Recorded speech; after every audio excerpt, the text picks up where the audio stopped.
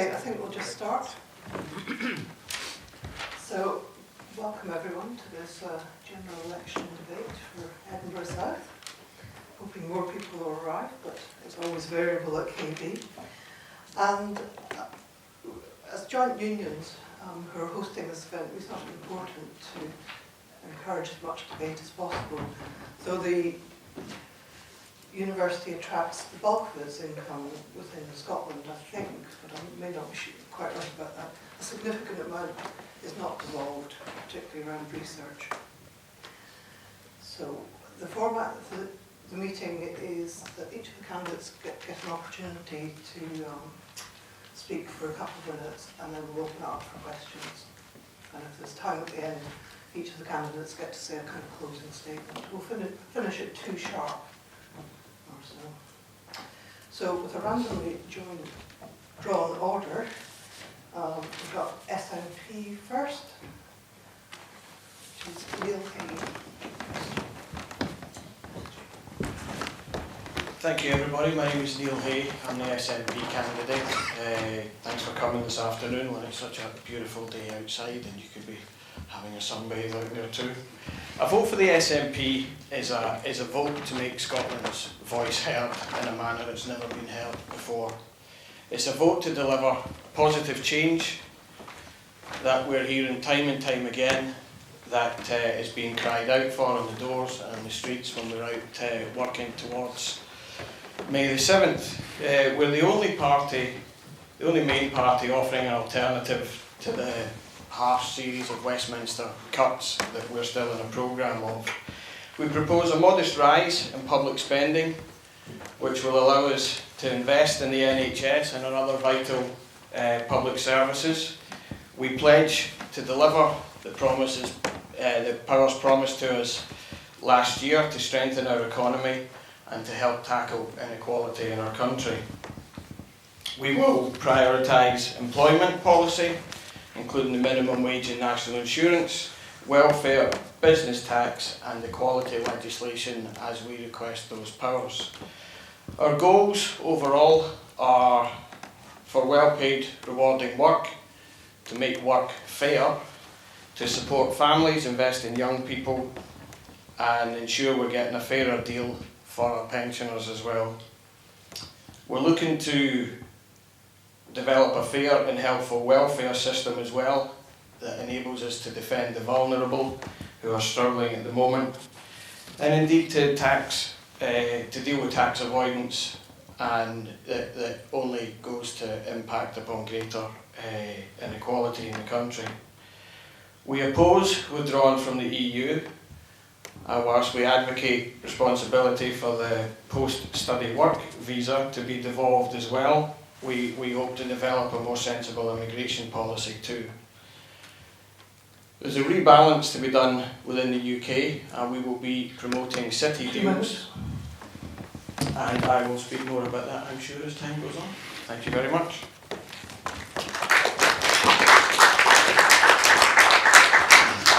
Thank you for the brevity. Next on is Ian Murray from Labour. Well, thank you very much indeed, and thank you to everyone for coming. I'm not sure why we've all skipped out to the table, but Neil's set the scene, so we'll all just do that. And thank you very much for coming, and thanks for organising this particularly important event, because I think this is a group of people that we haven't really managed to engage with in elections before in terms of doing it through the staff union. So I'm very grateful for being able to do that. This is an incredibly important election. This is a real opportunity for everyone in Edinburgh South and across Scotland to change this country for the better. We've gone through 5 years of what has been the most difficult time in terms of a government that's been wedded to ideology in terms of austerity, and we have to make sure we break that and grow the economy for the better. But I'm standing for 2 reasons. The first thing is my track record since 2010. The people of Edinburgh South put faith in me when they elected me back in 2010, and since then we've helped over 12,500 people. We've knocked on 24,000 doors speaking to people about what their hopes and aspirations are. We've been able to offer every single household a home visit. I was ranked 15th out of 650 MPs for responsiveness.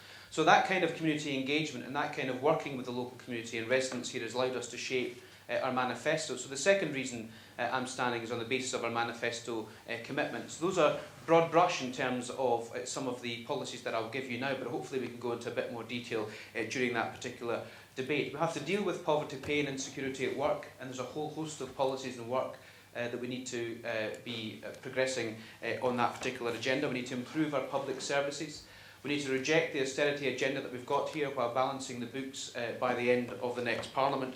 And we need to redistribute wealth from the richest to the poorest. That's through not just progressive taxation, through a 50p tax rate, not just through the mansion tax, not just through a reintroduction of the banker's bonus tax, but also through ensuring that people who should be taxed in this country actually pay their tax in this country. So we also have to deal with the cost of living crisis. Many people tell me on the doorsteps that they're working harder for less, that prices are going up and their pay is not going up, and those are two big issues that we have to deal with. But this is a real opportunity to change the way the economy works. It must work for everyone rather than just for those at the top, and that's why our Progressive Manifesto is an exciting change for Scotland and the United Kingdom. Thank you very much. Thank you. Next up is Martin Phyl for Liberal Democrats. He's standing in for Pramod, who's unable to make it. Good afternoon, thank you. Probably the only geologist on stage, but not from this institute, it's from the University of Wales, Aberystwyth. I'm standing in Edinburgh North and Leith, and Pramod does send his apologies today. We've got a track record in government.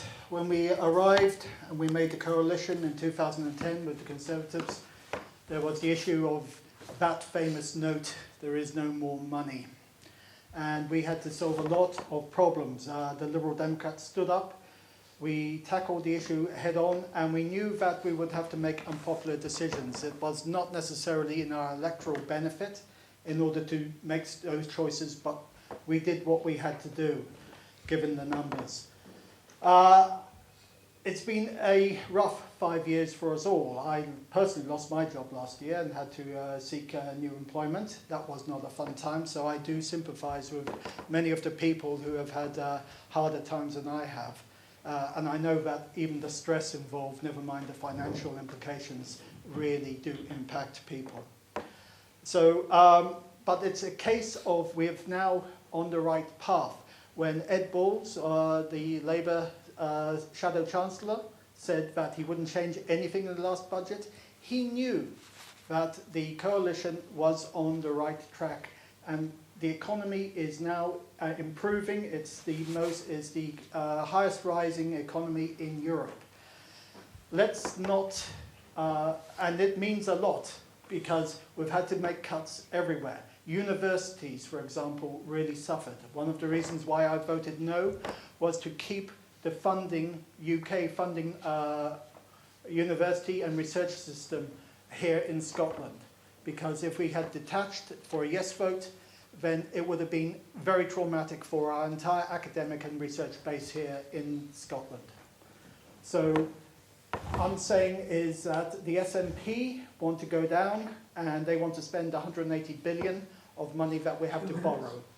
So I would say to you, let's keep on track, and then let's, sorry, I'll wrap it up there, but thank you very much.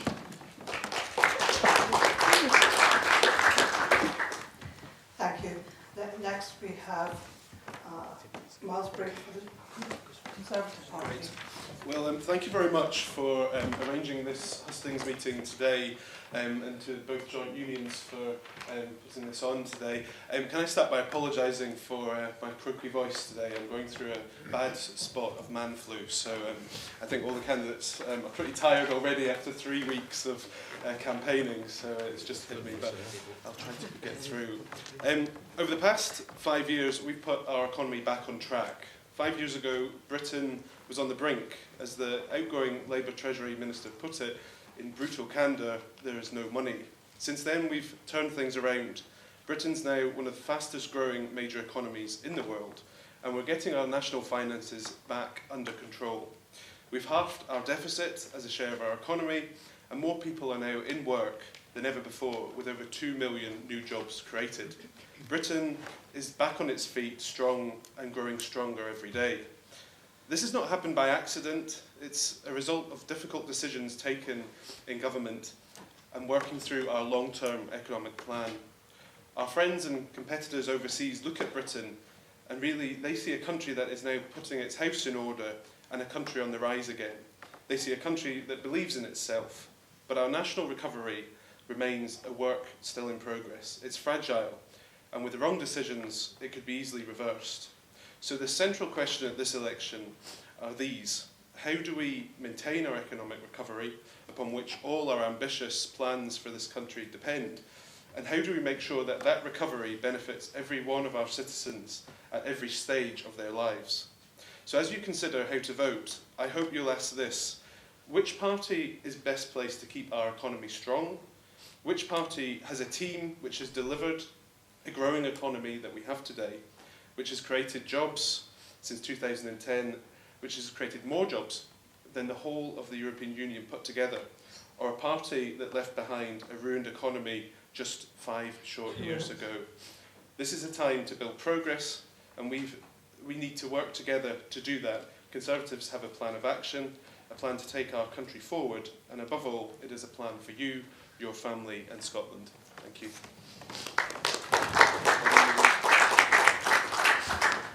Thank you. Next on is from Phyl Meyer, Scottish Greens.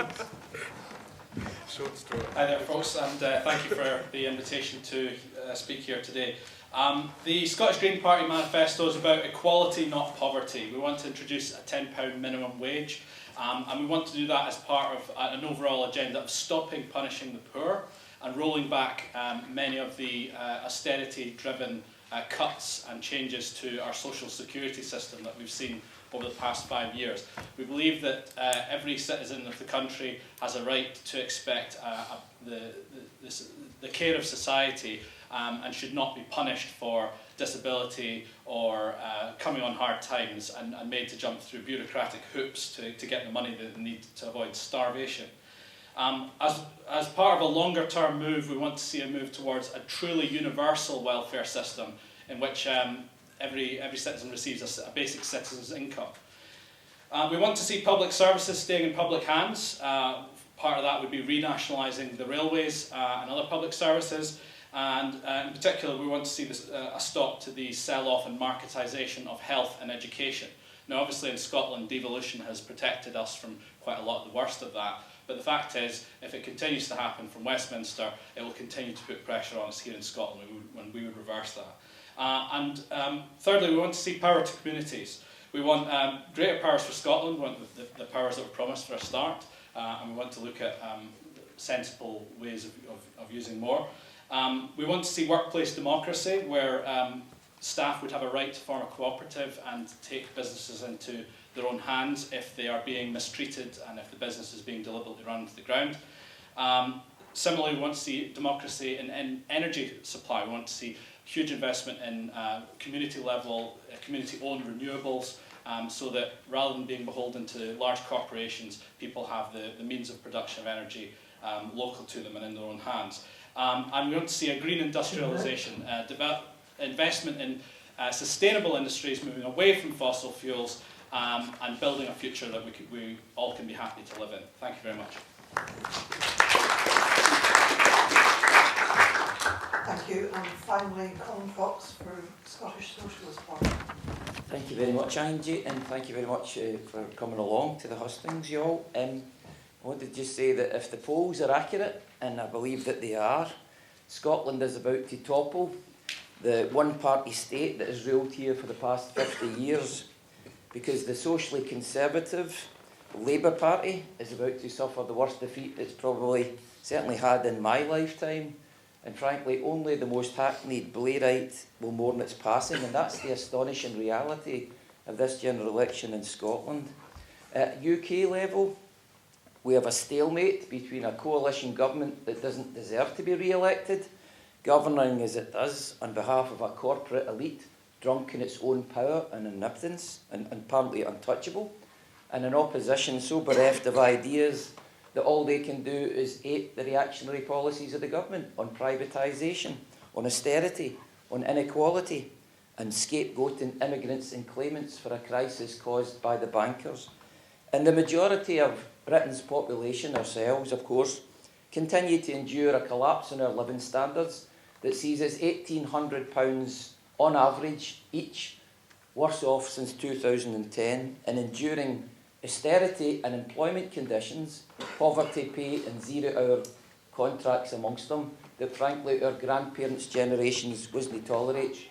And the Scottish Socialist Party, unlike the other parties, do not advocate policies that make the rich richer and the poor poorer.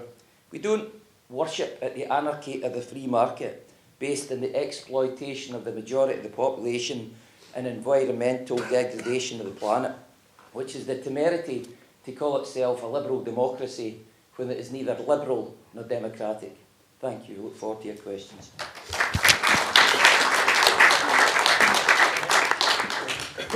Thank you. You were all admirably brief.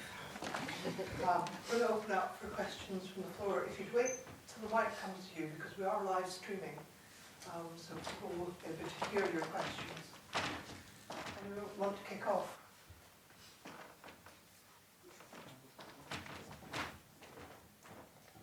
Alright, I'll ask a question that I don't think anyone else in here will ask. My question is, would you agree there should be an embargo and a stop trading immediately of all arms to Israel until they agree to work within the UN resolutions that they've been breaking for the last 50 years? And we'd like to go first. Yeah, I've worked in Israel for 4 years. It's a strange place. On the outside, it looks like a normal Western democracy, but once you get under the skin of it, it is very unequal, and it's really quite shameful, some of the, many of the things done to the Palestinians there. So I would, personally, I would go further. I would say stop all the arms to the entire region. Because while I was out there, I have never tripped over so many arms dealers in all my life. And I think that the whole economy of the region is now based on warfare. And that has to stop. Otherwise, there is no motivation for it to stop. You have a persecuted minority, you have countries failing, and it might not be quite Liberal Democrat policy, but that is certainly my own view on it. And there is too much money being made out of the status quo at the moment, on both sides. Not just the Israelis, but on both sides. And the arms trade is the lubrication for all that money. So I would go further than yourself. Thank you. I'm going to break with habit, otherwise we'll be up and down all the time. It's a good question, actually. I was in Gaza 3 years ago and seen firsthand what was happening out there.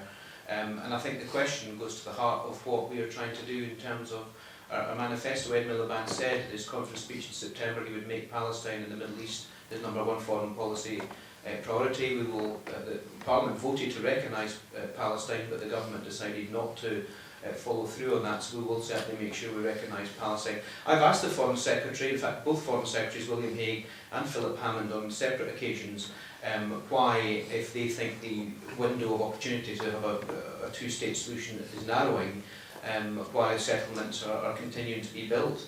And they have agreed that the settlement building process in that part of the Middle East is compromising having any kind of two-state solution, but don't come up with any solutions about how that should stop.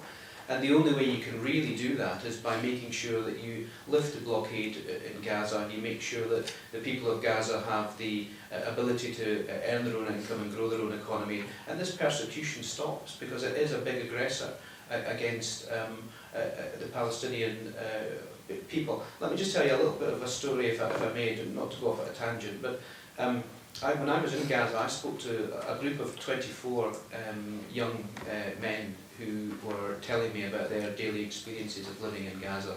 And I said to them, what is the biggest problem that you currently encounter? And they just said hope. And when young men in particular don't have hope, their only solution to that was to fight back.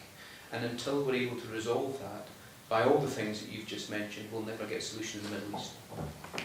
Thank you. Colin. Hi, the simple answer is yes.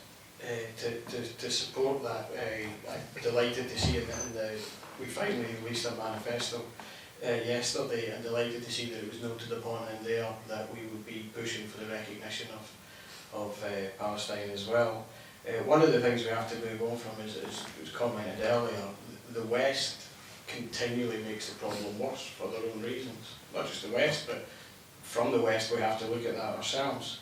And really we have to put together a better programme of how the area can be supported to let themselves build and to let themselves prosper, because that's a long and arduous road that they're going through just now, and to come out of it at the other side is going to take an awful lot of support that I think we should be there and we should be offering. Colin? Can I just say, like Ian and Neil, the answer to the question is a categorical yes, of course it is. I mean, the fact is that Israel makes a laughingstock of the international community's decisions on its treatment of the Palestinians. You know, I'm old enough to remember the regime in South Africa that treated its, people, the majority of the people in that country under apartheid, and was protected by Britain and America, shamefully at the time, from the full sanctions of United Nations resolutions, and Israel continues to do the same. So, like Ian and Neil, I agree that the Palestinian people are persecuted, they're denied the rights of nationhood, they're denied civil and human rights that the rest of us on the planet should be able to take for granted, and that's an affront. And if I may say, I think the question also demands a broadening. I would like to see an end to Britain's arms exports to not just Israel, but to so many regimes across the world. I'm affronted and not particularly pleased that Britain and Scotland is part of the 5th biggest arms manufacturer in the world. I'd rather we had a reputation for peace rather than armaments, but perhaps that wasn't the question you asked. I agree with a lot of what's been said. A categorical yes in answer to the question, and we would, definitely see export of arms to Israel stop, hopefully forever. And as Colin says, that there's a much wider issue to look at there. Something I'd like to add, which, because no one else has mentioned it yet, is I think a lot of the problems with Israel, if you look at the comparison that was just made with South Africa, the reason it took the UK so long to adopt a more ethical and moral decision on South Africa was lobbying influence on the government. And it's exactly the same problem with Israel. It's a wider issue in politics that our democracy is being polluted by shadowy influences that we don't hear about and we don't get to scrutinise. That get MPs to vote their way, regardless of what the people who elected those MPs want them to do. And that's not something you'll find Greens doing.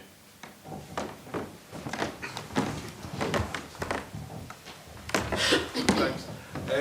I agree with your point. I think what's important is obviously, as part of what we want to see as a peace process in that region, is that this all has to form part of a package. Now, we want to see a two-state solution. We want to see a Palestinian state which actually will only come about if the houses which have been built are taken away or handed back, and that's something which I think we need to continue to press for as a government, as an international group. The problems we're seeing in this part of the world have been there all my life, and it's not got better. In fact, if anything, I feel it's getting worse and worse. So we need to do something about that. To answer your point, I've had emails about boycotting Israeli goods and things like that, and I do sometimes worry that that can make it even harder to find a peaceful way forward. I think to boycott Israeli shops and Jewish shops here in Britain, I don't know if that sends necessarily the best. Quickly, please don't conflate being Israeli and being Jewish. Sure. Be very careful. My wife's Jewish and she would have your guts regardless for saying that. I don't want to interrupt you, but that's something you would be very Sure, careful. that's something I've had emails about, saying boycott shops here in the UK, and I think that's something we really need to be concerned about on this point. Next question. Back.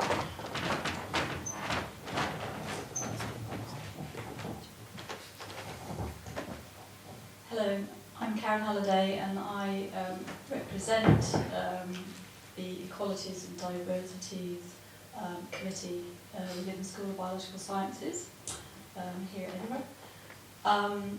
There's still very poor representation of women in Parliament.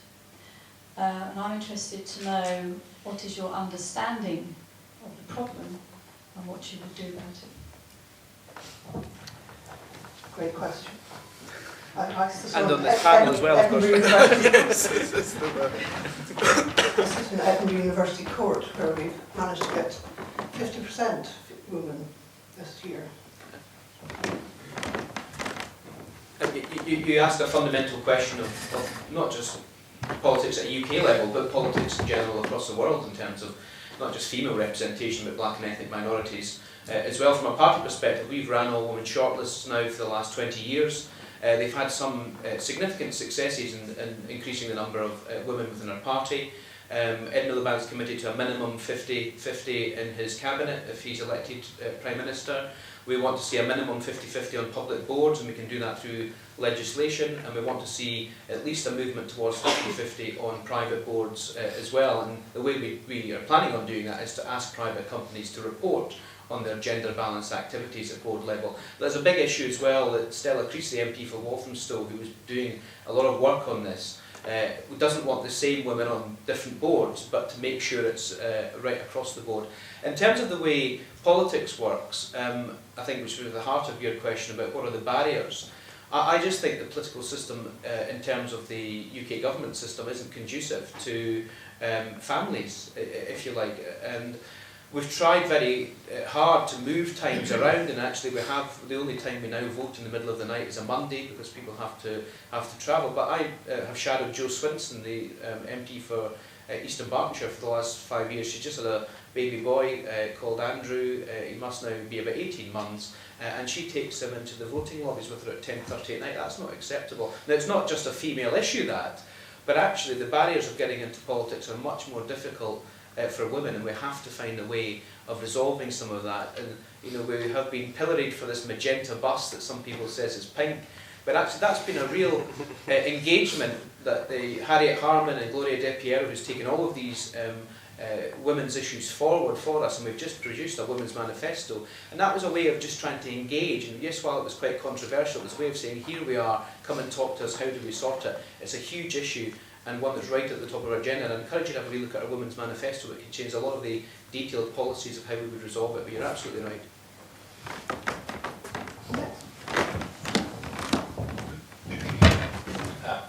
I echo a lot of what's been said.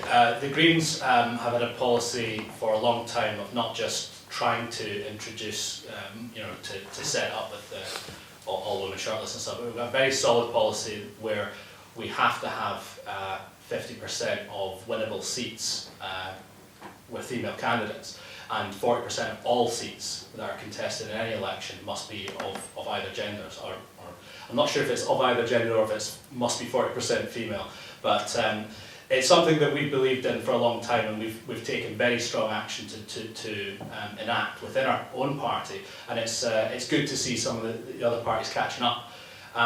It's a wider issue than just a selection for candidacy though.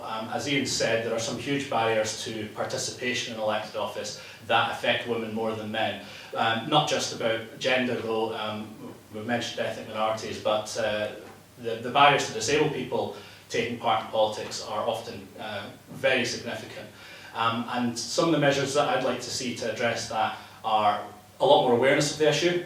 Some of you may have heard of the 1 in 5 campaign that launched just at the end of last month, which I think all the parties on this stage have signed up to, which is really good. But we'd also like to see job sharing made an option for MPs. Currently it's not. And the Greens did actually try to put up a job sharing pair of candidates down south, but they can't because the rules don't allow it. I think we really need to ask ourselves what kind of representation we're supposed to have in Parliament. And if the representation system does not allow the full diversity of individuals to take part, then it isn't truly representative. Thank you. I'll go next, yeah. What did they say? The thing that always strikes me about the debate and equality, that the same-sex marriage bill was passed recently, and I remember doing a video or helping with a video that the campaign supporting that put forward, and I remember making the point that equality is either 100% or it's nothing. You can't, it's like pregnancy, you can't be a bit pregnant, you either are or you aren't. So you either have equality or you don't have equality, and we don't have equality in this country. We don't have equality for women, we don't have equality for black and ethnic minorities, We don't have equality for working class people either. I noticed the studies that they do about the cabinet tells you how few women there are, and there were no people from a working class background in the government, and next to no people from a working class background in the British Parliament. And whilst the Scottish Socialist Party's got a proud record since the very inception of gender equality, we put forward 50-50 in all our election campaigns. When we had 6 MSPs in the Scottish Parliament, as you remember, 4 of them were women and 2 of them were men. We've continued that through the whole 20 years of existence. But as well as fighting against the conditioning that tells women, you leave it to the men, and tells working class people, you leave it to the toffs for public schools and millionaires to run your politics, we've got to fight back against that entire culture. Last go ahead. Sure. Well, thanks. I think in Scotland we're actually making some good progress. I think the key is actually to have role models, and Nicola Sturgeon as the first female First Minister, I think currently is providing that. When you look into the Scottish Parliament, the men seem to have a problem at the moment. You know, all 3 party leaders are female at the moment within the Parliament, a female presiding officer. So that's a good opportunity to actually hopefully showcase the Scottish Parliament and politics. I think the key, and Ian touched on this earlier, is actually how do we support candidates? You know, here we are, 6 men talking about this issue today. But I think from female friends of mine who I have spoken to about considering coming into politics, it's the idea of having to do these events, it's where the support will be. And as a Conservative Party, we established a group called Women to Win, which was specifically helping to provide that support, which every candidate needs. And I think to get out the message, and I hope all parties do this, that there is support to try to encourage women to enter politics. And ultimately, it is a decision to put yourself forward to stand for elected office. That's important. And I think that's something all parties are starting to really work on and wake up to. Like the Green candidate said, we've all signed up to try to encourage more people to get in politics. It's now important that we make sure that the support is put in to enable that to happen. Ian was kind enough to mention Jo Swinson, and she, along with Linda Featherstone in Cabinet, has been doing a lot of work on behalf of women, and in our manifesto now we are also asking for more equality within the family for taking time off, so that men as well as women get that equal family responsibility for when children arrive. Within the Liberal Democrats, yes, there isn't enough women represented. In 2010, we put up many women candidates. Unfortunately, we don't have safe seats to offer anybody. So a lot of them through the voting system, we've got 6 million votes, and that was 57 MPs. So part of it would be the voting system change. If you've got more chances of representation across the board reflected in parties, you will get more equality through there as well. Personally, I know that in Norway in 2012, they had a rule to put 40% of board members into companies for female representation. That has now gone through in Germany as well, with 25% on the board. I would advocate going further than my own party and having the same system within our own party to have more women representatives that way. Nick Clegg on Women's Hour a few weeks ago was saying that he was increasingly frustrated, and I'm not happy about the wage inequality at the moment, because if we allow it to evolve naturally, I believe that the date is something like 2070. I don't want my daughter having retirement age coming up in order to get equal pay and equal rights. Thank you. Do you want to pass it to Ian? Hi, I think on the issue of diversity, there's obviously a whole load of equality issues there that we have to address. On the gender issue, I'm sure we all feel as a parties we've got things in place to one degree or another. We've recently changed the standing orders that can help the committees promote the fact that we have to have all female lists as well.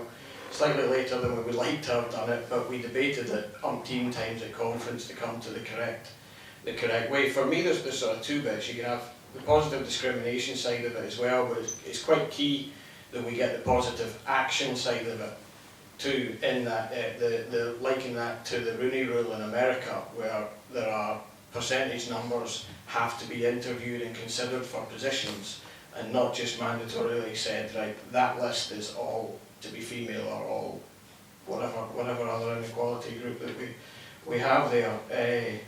It is unfortunate that we're sitting here as all males and we can't even defend it and say that the missing person is a female to give us some balance, because that's a male as well.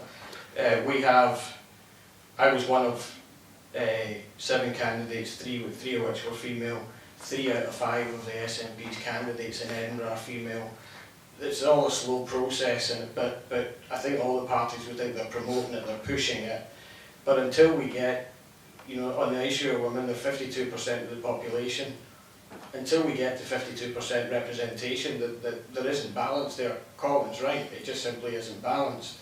We do have a plan through the Scottish Government that's promoting 50-50 by 2020. There's not a lot of things are 50-50 by 2020, but that's certainly one of them that we're working quite hard towards. Thank you very much. So 2 questions at the back.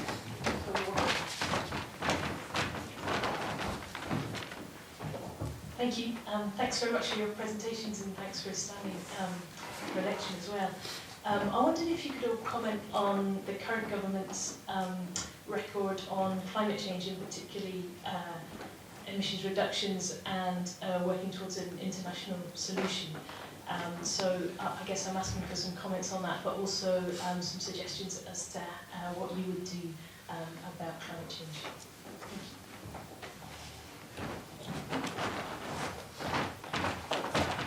Who wants to go first? I'll go on then. Everyone always expects the Green to talk first to this question. Well, I think you'll not be surprised to find that I think that the current government's record on it is pretty awful. There's been a lot of talk and not a lot of action.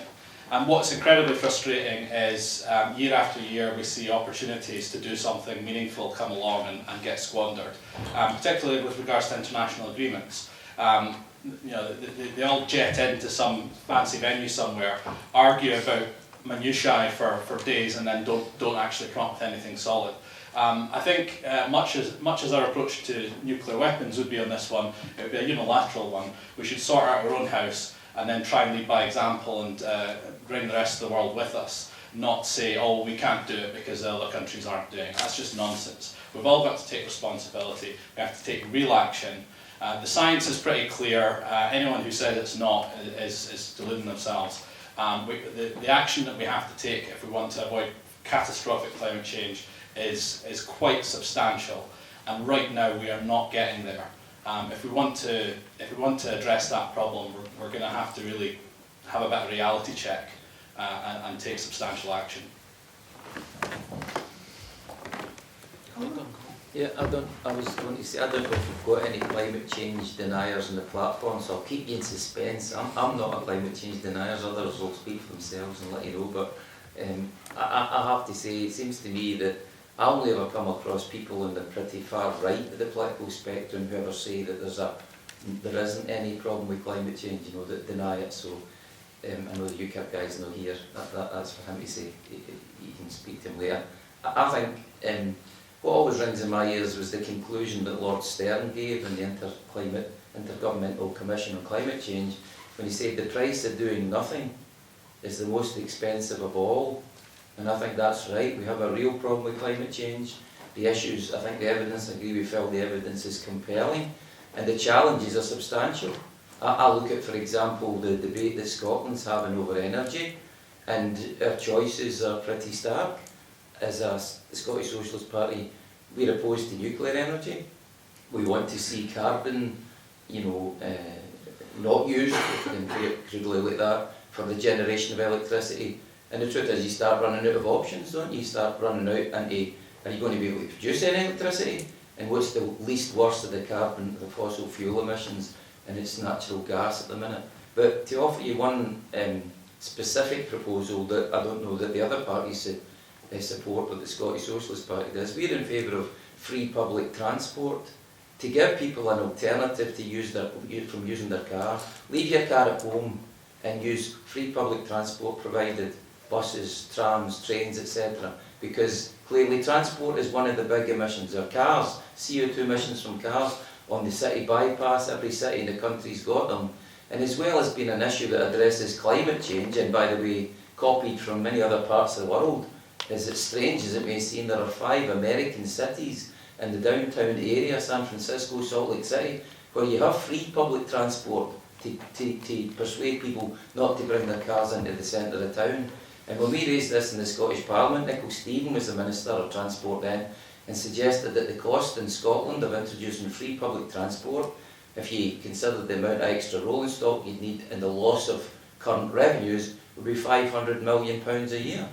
I think that, given what Lord Stern had mentioned, a significant reduction in climate change, £500 million, and considering the great accessibility improvements that would give the population, I think there's a lot to be said for that. So offer that as one of the proposals the Scottish Socialist Party offered to debate.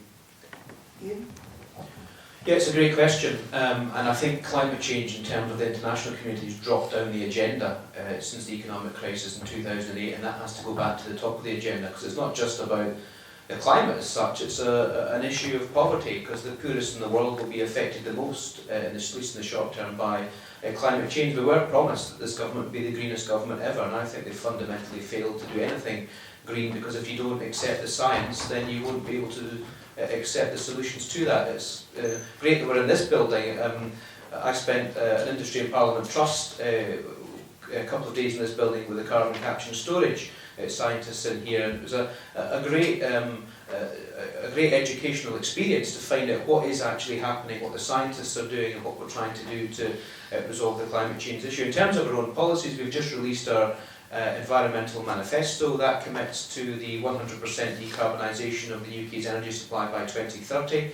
It sits alongside an energy security board, which would be independent of government, that would advise government on what kind of infrastructure would be required to meet those targets of 2030 decarbonisation, what we need to do to kickstart some of the renewable and green economy to be able to meet those renewables targets. And also it's a restatement of the global zero in terms of carbon emissions that we'll take to the conference at the end of this year. I think it's in Vienna, or I think it's in Paris.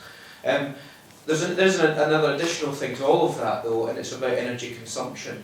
And the big danger is that if there's two competing aims here: to make energy cheaper, but not making it cheaper in terms of people's consumption, because we have to lower consumption, we have to retrofit current buildings and current stock to make sure those kinds of installation issues can be dealt with. So there's a whole host of policies around there in our Green and Environmental Manifesto to try and deal with these particular issues. But Phyl is right, we've got to get our house in order here first, and then lead the international community as we've done before to get it right back to the top of the international agenda. Kyoto has seemed to have gone off the agenda completely, and we have to reassert those very strict climate change 2 degrees increases, otherwise it will be too late, and I think we're running out of time. So we have to be bold, and we've committed to being bold, and things like the Green Investment Bank, which are based in Edinburgh, which is an incredibly good idea, is not doing very much in terms of filling that investment gap in green technologies.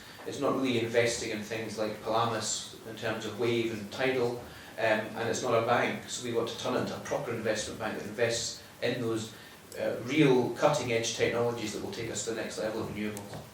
Thank you. Yeah, a few years ago I was around the houses in Edinburgh, and when I first came to this city, in fact, and I was appalled by the standard of installation in many of the houses across the city.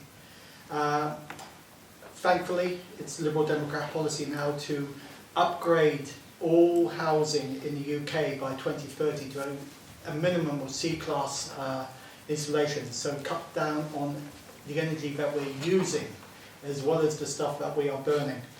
As a worker in the energy industry, I just returned from the Persian Gulf. Before I was down in Angola, and it's a global industry. People just, you cannot imagine the scale of it unless you've seen it for yourself. And likewise, that's the challenges that we are facing as a nation and as a planet. Because we can talk about renewables. Renewables generate electricity. We can electrify our cars. We can use it to heat and power our homes. But what about the aircraft? What about the shipping? Hydrocarbons are still going to be a long-term player in our energy packages, and unfortunately it's just a fact of life. So Ed Davey, the energy minister with the Liberal Democrats, is advocating that we cut out all use of coal by 2025. I support that, and even looking at the qualification programs under Fife, they claim that it's 20% cleaner than burning coal. That still makes it burning, but less green than burning diesel, for example. So if we're going to start winding down our fossil fuel usage, coal is to begin with, then we've got to look at oil and finally gas, because we need the alternatives and we need them sooner than we're able to bring them. Well, the UK government supports and have been moving towards the decarbonisation of our economy. Just like we need to do that across the world, we need to make progress here in Scotland and at a UK level. Now, the government's just awarded Peterhead Power Station the capture and storage project within the Scottish economy, which is hopefully going to make a huge difference.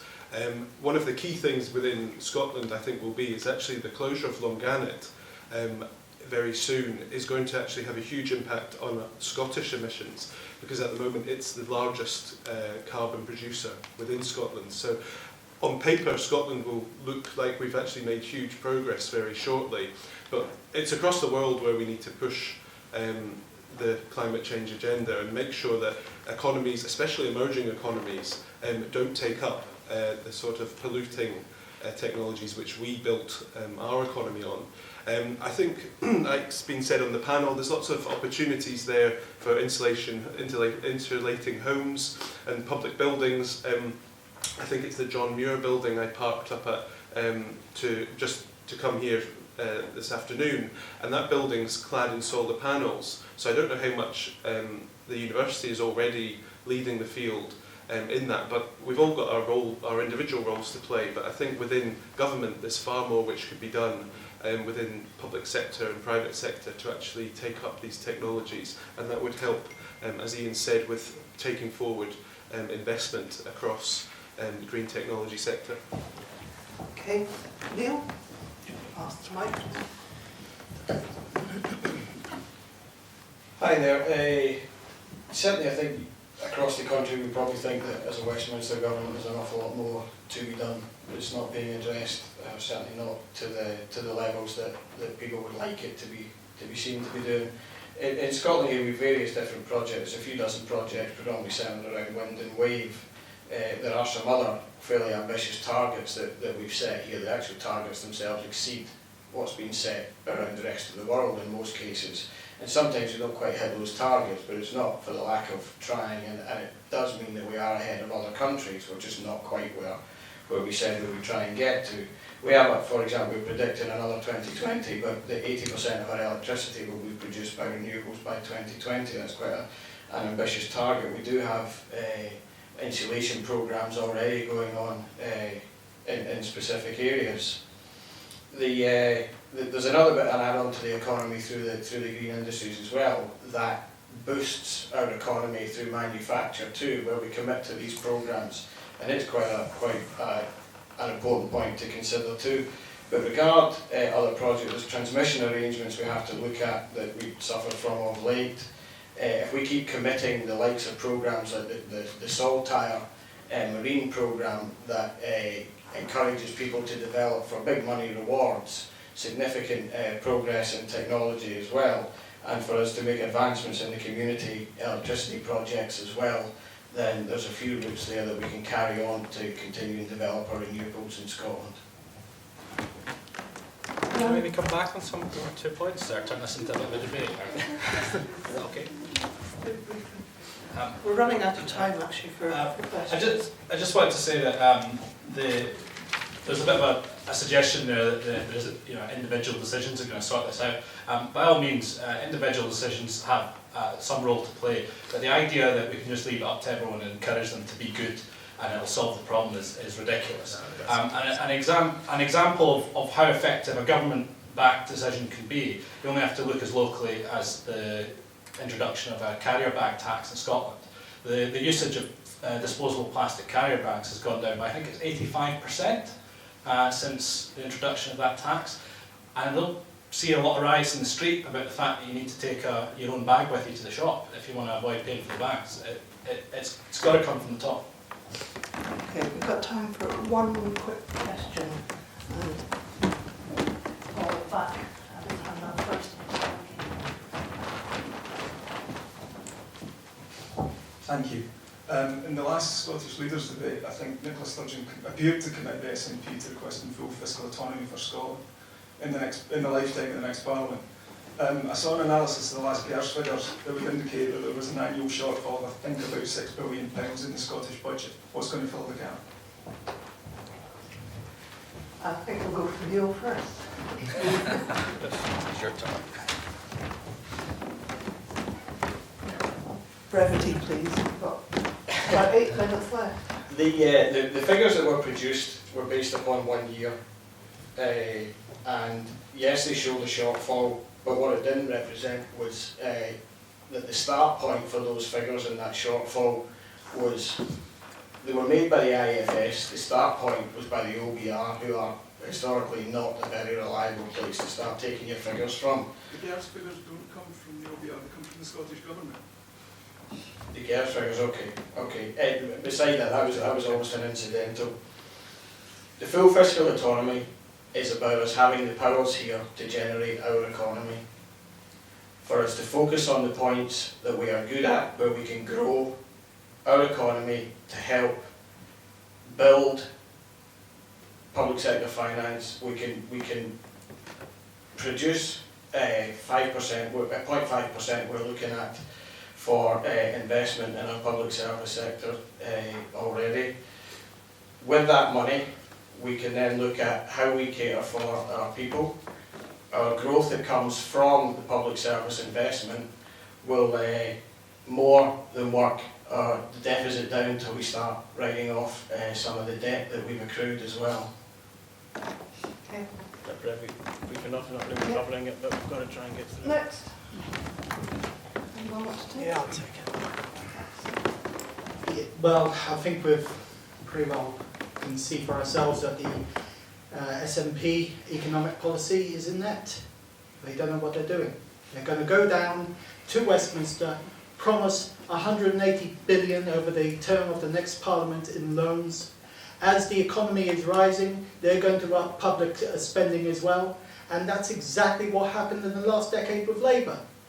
The government spent, the economy rose, and there was no more money when the economy crashed.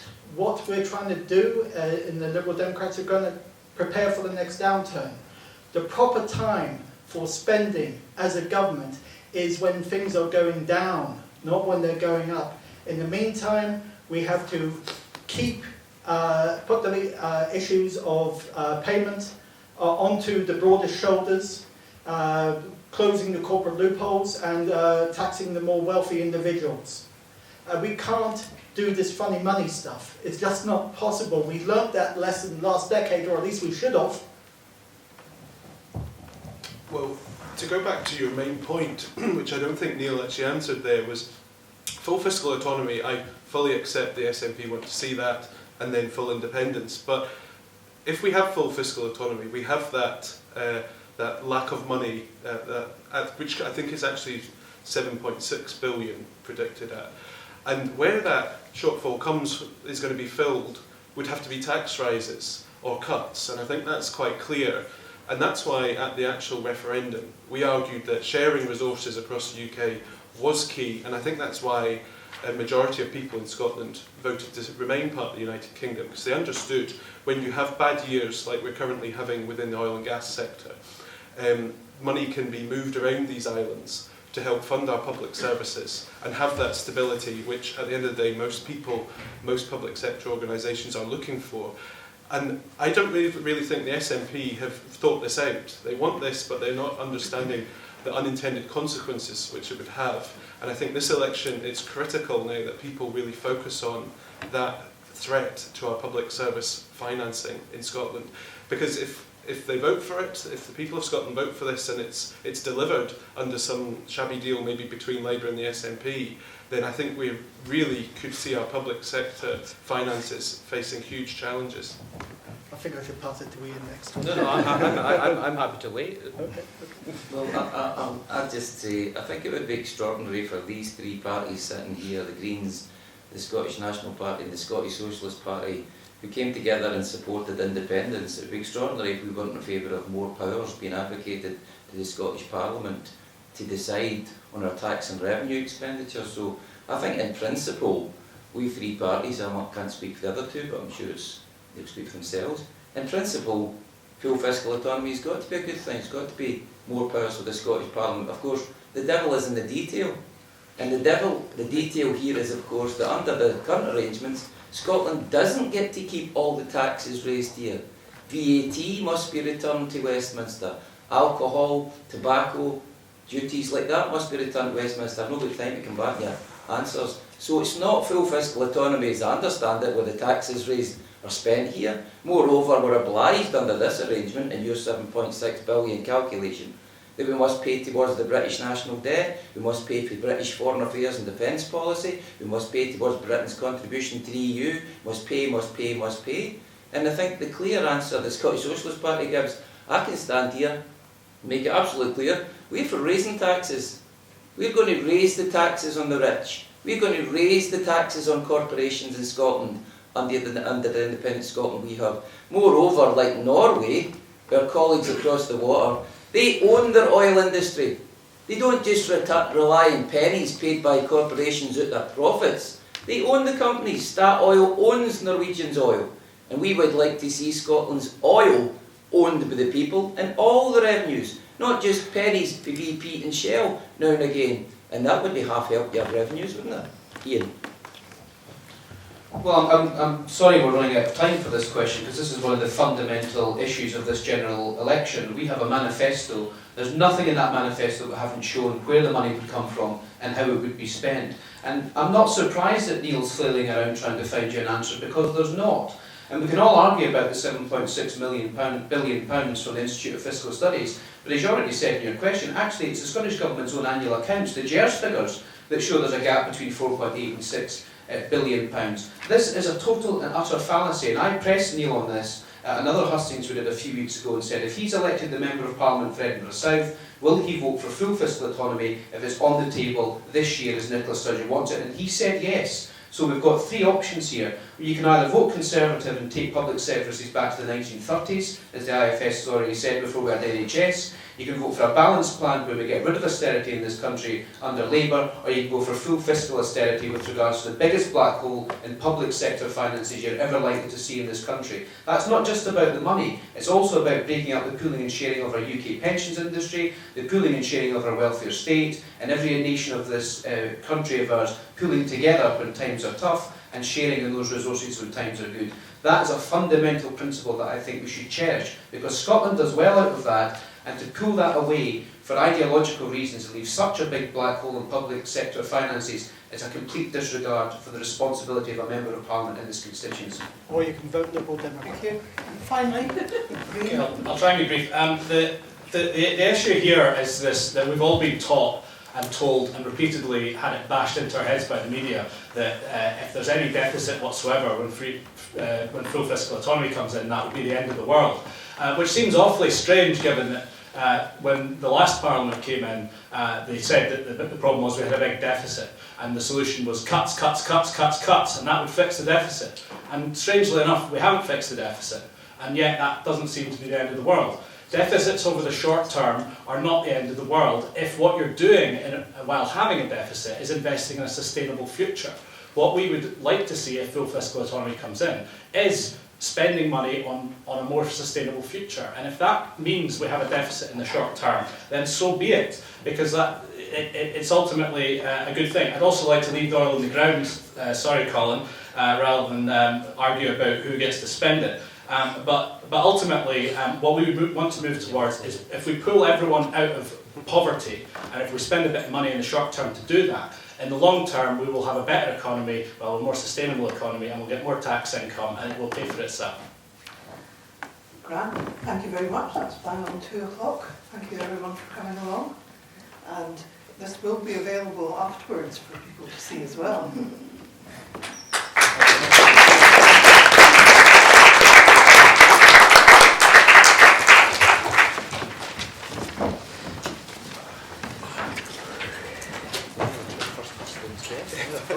Does anyone know CPR?